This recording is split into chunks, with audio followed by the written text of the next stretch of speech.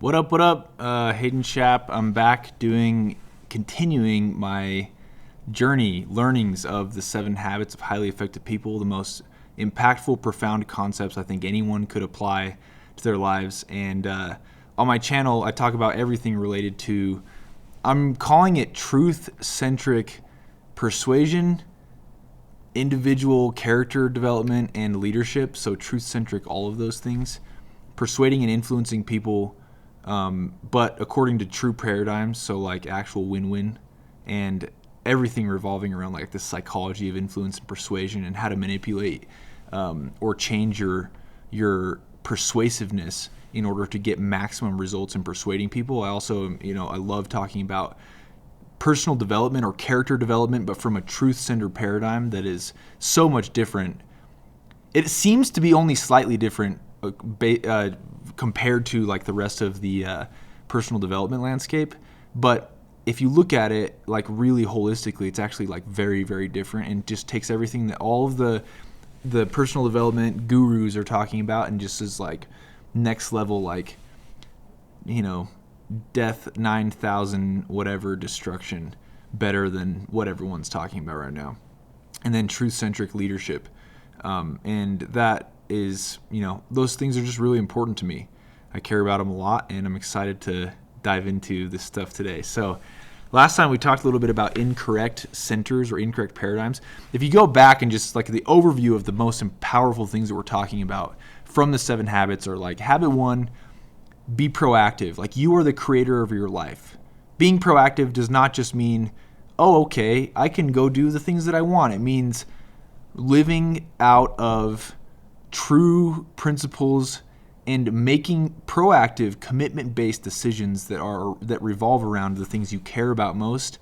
And when those things stem from truth, then that's where the essence of proactivity is found in our unique human endowment of self-awareness, proactively becoming self-aware and owning our past just like we own the responsibility for our future. It's imagination, our ability to dream up things that we can't currently even see in our physical world and like go after them.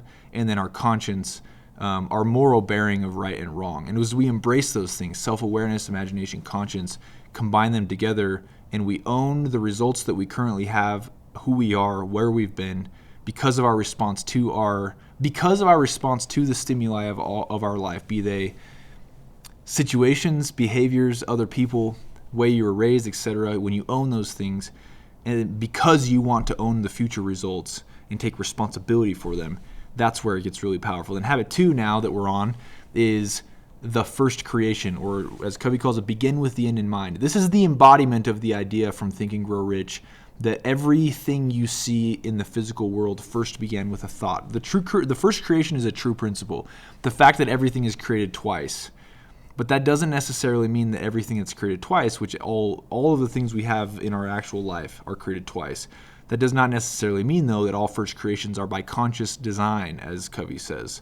That when we become a victim to our habits, circumstances, past, etc., and we're not proactive in those things, and we don't own the responsibility for the choices that we've made and how we responded to those situations and where we are, and thereby own the responsibility of who we are in the future, when we don't do that, then we're not living our own first creation.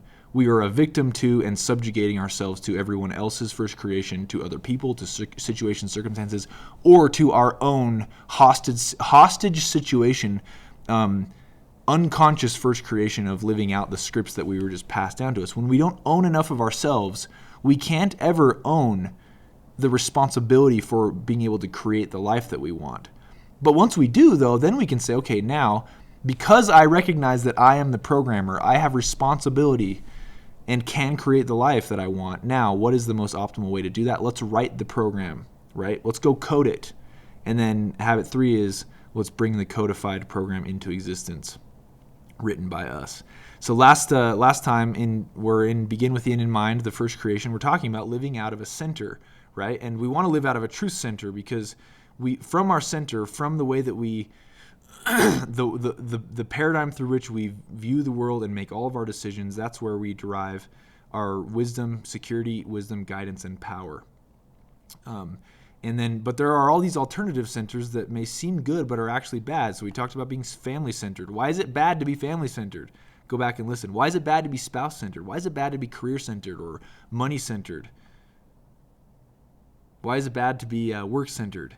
The other one was possession-centeredness that we didn't really go into. And the driving force for many people's lives, as Covey says, is possessions.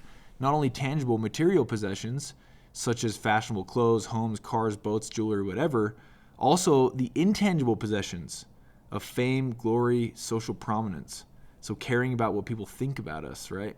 Most of us are aware through our own experience how singularly flawed such a center is, simply because it can vanish rapidly and is influenced by so many forces. However, it's interesting though, I know people who are possession-centered, one of which I know who is a billionaire, and he's so possession-centered on those intangible things that he wants that possession-centeredness to last forever even after he dies. Through the possession of his title, name, the pedestal of what his prominence was in life and what he achieved. It's not like a leaving a legacy thing in terms of like leaving a legacy for good. It's more of like leaving a legacy in terms of I want to be remembered and possess these titles or like things that I think are important in life. It's really, really, really fascinating. If my sense of security lies in my reputation, so possession-centeredness would be much about reputation or personal reputation, not just family reputation, or in other things that I have, my life will be a constant state of threat and jeopardy that these possessions may be lost or stolen or devalued. If I'm in the presence of someone of greater net worth or fame or status, I feel inferior. If I'm in the presence of someone of lesser net worth or fame or status, I feel superior. My sense of self-worth constantly fluctuates. I don't have any sense of constancy or anchorage, persistent selfhood. Oh, that's really interesting. I'm constantly trying to protect and ensure my assets, properties, securities, position, or reputation. We've all heard stories of people committing suicide after losing their fortunes in a significant stock decline or their fame in a political reversal. Very, very interesting. So I found this with like cryptocurrency, right? Like I've been in the crypto game since 2016-ish. I've been learning about it since about 2014, but really in the game since 16, 17. And when I was more of a possession-centered person, or at least that on a spectrum of being more possession-centered, every time the volatility of the crypto markets would go up or down, it would just totally affect how I felt about myself. And because it meant so much for my increase of net worth that whenever I would lose that perception of the increase of net worth for myself, I would like be devastated. And so how is it so easy for me to stomach the volatility now? Well, I could lose it all and I just wouldn't care nearly as much because I know that as long as I live according to true principles, and as long as I have the ability to persuade and influence people at a high level, not only can I go get back whatever I've lost because I am the production asset. I am the person that has the ability to produce. I have become the person that can produce at will. My portfolio is just a reflection of some version, on the spectrum of true or false of how good I was at producing those things. And so if I derive my self-worth on something that is truly flammable and unchanging, then that's super dangerous for me long term, I think. Not only I think I know, I absolutely know that. Really super fascinating. Pleasure-centeredness. This one's really interesting. I was not going to read over the rest of these centers, but I definitely want to as a finish to this part of like the alternative centers. Pleasure-centeredness. Another common center closely allied with possessions is that of fun and pleasure. We live in a world where instant gratification is available and encouraged. Television and movies are major influences in increasing people's expectations. Yeah, fair. They graphically portray what other people have and can do in living a life of ease and fun. But while the glitter and pleasure-centered lifestyles is graphically portrayed, the natural result of such lifestyles and impact on their inner person, on productivity, on relationships is seldom accurately seen. It's very true. I mean, you see this right now with how people want to be perceived on anything from Instagram to TikTok to all social media. We have the we have the desire, if we're not principle-centered, to portray a life that is not actually real. A life that we wish or think we should have based on our center, not actually a life that is based off of true principles. We want to seem happy, but inwardly eating our hearts out, like he says. Innocent pleasure in moderation can provide relaxation for the body and mind and can foster family and other relationships, but pleasure per se offers no deep, lasting satisfaction or sense of fulfillment. The pleasure-centered person, too soon bored with each succeeding level of fun, constantly cries for more and more. So the next new pleasure has to be bigger and better, more exciting, with a bigger high. A person in this state becomes almost entirely narcissistic, interpreting all of life in terms of pleasure it provides to the self here and now. Very, very interesting. Too many vacations that last too long, too many movies, too much TV, too much video game playing, too much undiscipled leadership. Oh, sorry. Undiscipled leadership. Freaking dyslexia, bro. Too much undisciplined leisure time in which a person continually takes the course of least resistance gradually wastes a life. It ensures that a person's capacities stay dormant, the talents remain undeveloped, that the mind and spirit become lethargic, and that the heart is unfulfilled. Where is the security, the guidance, the wisdom, and the power? At the low end of the continuum, in the pleasure of a fleeting moment. Gosh, man, that's so good. That is really super powerful. I think that it's important to realize, like, if someone is pleasure-centered, if I become the type of person who's pleasure-centered, then I'm never really going to be actually fulfilled. And I think there's actually a lot of neuroscience here to suggest that when you only allow yourself to be fulfilled off of the pleasure center, this is actually an insight that I don't think I've ever had before. How one of the things I'm fascinated about, like, kind of my life's work is, like, I freaking love, and those, you guys know, like, I freaking love, absolutely love, the dissecting of, like, how people make decisions. So, like, sales, but from like a psychology, like persuasion and influence perspective, right? I absolutely love that. But one of the things that I'm really fascinated on is, like, how does the neuroscience work behind me talking to you and being able to change the message of my voice, the message of the words themselves, and my body language in order to get you to have the highest likelihood of making the decision that I want you to make. That's a really fascinating concept to me.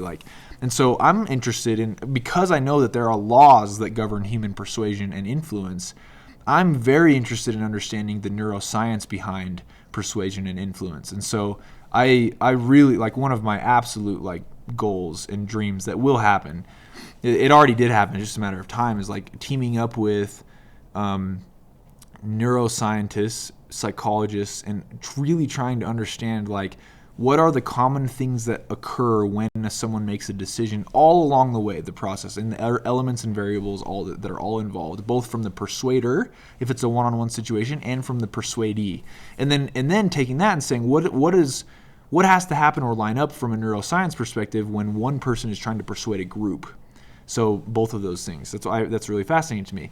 But what's never really, like, entered my mind or been something that I've thought about before until just right now is, like, how your neurobiology or neurochemistry is actually affected based off of what your center is, off of your values. That maybe there is actually room to suggest that neuroscience can be tied to one's moral values and the pleasure, satisfaction, fulfillment one gains. Because if you go listen to any of Andrew Huberman's stuff, who's a neuroscientist from Stanford, he talks about how, like, if you allow yourself to receive, to value more the outcomes of something, of achievement, then every time you achieve something, you'll have a dopamine hit, but that dopamine hit will diminish over time. It'll grow weaker and weaker every time if you're only valuing outcomes. However, what he says is if you can value process over outcomes, then that's actually how our dopaminergic system is built to function, and that it releases the same amount, if not more, dopamine over time when you value challenge and the difficulty of the process of achieving new goals. Really, really fascinating stuff. And so that's kind of what Covey is saying with, like, being pleasure-centered, is that every new height of pleasure or thrill seeking only, what does he say? Where does the security and guidance and wisdom of power of pleasure-centeredness lie? It lies at the low end of the continuum in the pleasure of the fleeting moment. It's fleeting is what I'm getting at. Point being, I wonder if there's some neuroscience to back all this stuff up. I think there is probably. When I look back on my life nowadays, which I sometimes do, so Malcolm Mudrid writes in a 20th Century Testimony, he said, when I look back on my life nowadays, which I sometimes do, what strikes me most forcibly about it is that what seemed at the time most significant and seductive now seems most futile and absurd. Wow. What seemed at the time most significant and seductive now seems most futile and absurd. For instance, success in all of its various guises, being known and being praised, ostensible pleasures like acquiring money or seducing women or traveling, going to and fro in the world and up and down in it like Satan, explaining and experiencing whatever Vanity Fair has to offer. In retrospect, all of these exercises in self-gratification seem pure fantasy, what Pascal called licking the earth. Gosh dang, that's so cool. Oh man, that's awesome. All right, and then one of the last ones that he talks about is friend-centeredness. So friend or enemy-centeredness. Young people are particularly, though certainly not exclusively, susceptible to becoming friend-centered. Accepting and belonging to a peer group can become almost supremely important. The distorted and ever-changing social mirror becomes the source of four life support factors: the security, guidance, wisdom, and power, creating a high degree of dependence and fluctuating moods, feelings, because, man, if you're young and you've got friends and you're friend-centered, all of your friends have fluctuating moods as well, and so yours is just, you're all fluctuating your moods together. It's like, I'm not even going to say it. Friend-centeredness can also focus exclusively on one person, taking on some of the dimensions of marriage almost. I actually have seen this in someone that I really love and care about, is that they're so friend-centered that everything about that relationship dictates what they do and how they feel about themselves. The emotional dependence on one individual, the escalating need, conflict spiral, and the resulting negative interactions can grow out of a friend-centeredness. And what about putting an enemy at the center of one's life? Most people would never think of it, and probably no one would ever do it consciously. Nevertheless, enemy-centeredness is very common, particularly when there's frequent interaction between people who are in real conflict. Very interesting. When someone feels they've been unjustly dealt with by any emotionally or socially significant person, it's very easy for him to become preoccupied with the injustice and make the other person the center of his or her life. So what's really fascinating to me about this is, like, I know a lot of good people who are literally like Joe Biden centered or Donald Trump centered or insert any person they hate here centered, and they don't even know that person, yet they've made that person an enemy to them. And dude, ask me the last time Joe Biden spoke or what Trump said last on whatever. I'm like, I don't even know. And I don't freaking care, actually, because I don't care about either of them. They don't impact my life. The only time I would actually care is if I worked on my circle of influence so much that at some point I had some sort of influence and it revolved and it regarded interacting with them. That's it. Other than that, I don't give a crap. One friend of mine who taught me at a university became so enemy-centered. I'm not actually going to read this. I think you can read it on your own. It's kind of interesting. Basically, this guy, from what I remember the story, this administrator at a university, he had this enemy that he worked with. And he was so enemy-centered that he was talking to Covey about it, and Covey said to him, well, are you going to leave the university? And the guy's like, no, I'd prefer to stay here. And then Covey asked him this really poignant question.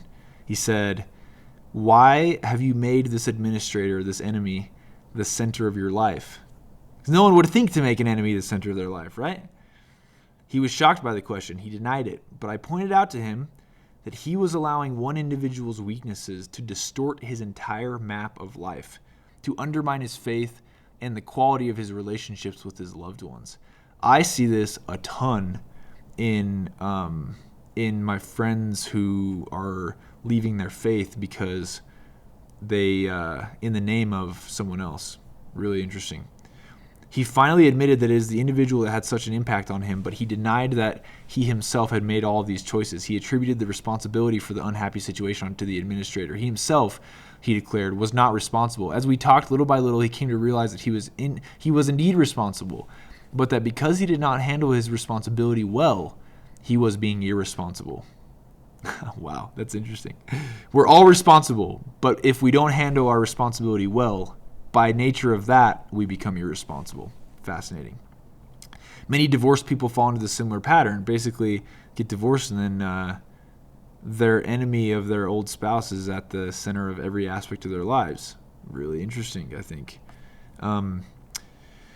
So another one, there is more here. This one is actually really important. It's super applicable to me because I love my church and my faith. But that does not mean that one should be church-centered, right? I believe that almost anyone who is seriously involved in any church will recognize that church going is not synonymous with personal spirituality. And what do you hear from people who want to leave a church? They say, yeah, I can be spiritual without it. Which is, interesting, fair point, right? Church going is not synonymous with personal spirituality. There are some people who get so busy in church worship and projects that they become insensitive to the pressing human needs that surround them, contradicting the very precepts they profess to believe deeply. Ooh, that is deep.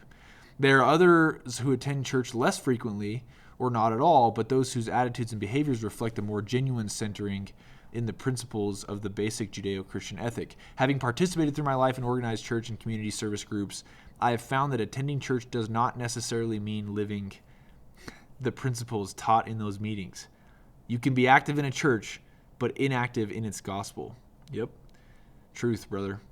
In the church-centered life, in a truth-centered life, image or appearance can become a person's dominant consideration, leading to hypocrisy that undermines personal security and intrinsic worth. Guidance comes from a social conscience, and the church-centered person tends to label others artificially in terms of active, inactive, liberal, orthodox, or conservative.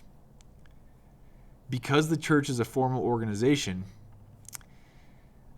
made up of policies, programs, practices, and people, it cannot by itself give a person any deep, permanent security or sense of intrinsic worth. Living the principles taught by the church can do this, but the organization alone cannot. So I have people swing the opposite direction where they're like, yeah, but the people at the church are wrong. Whatever, I can still live by its principles. But it takes a really true, independent, self-aware human being to realize that the principles that are taught are the important thing, not the imperfections of the people, right? Interesting, really interesting. Nor can the church give a person a constant sense of guidance. So it can't give wisdom necessarily completely. It can't give guidance necessarily completely because it's made up of flawed people, right? Church-centered people often tend to live in compartments, acting and thinking and feeling in a certain way on the Sabbath and in totally different ways on weekends. Such a lack of wholeness or unity or integrity is a further threat to security, creating the need for an increased labeling and self-justifying. Seeing the church as an end rather than as a means to an end undermines a person's wisdom and sense of balance. Although the church claims to teach people about the source of power, it does not claim to be that power itself. Yeah, I love it. It claims to be one vehicle through which the power, divine power, can be channeled into men's nature. Man, gosh dang it. And then this last one is really interesting. I think it's actually the last one is self-centeredness. Okay? Self-centeredness. Perhaps the most common center today is the self. The most obvious form is selfishness. Dude, yeah. Who do you know that's selfish, right? Maybe yourself, maybe myself, which violates the values of most people. But if we look closely at many of the popular approaches to growth and self-fulfillment, we often find self-centering at their core. There's little security, guidance, wisdom, and power in the limited center of self. Like the Dead Sea in Palestine, it accepts but never gives. It becomes stagnant. Interesting.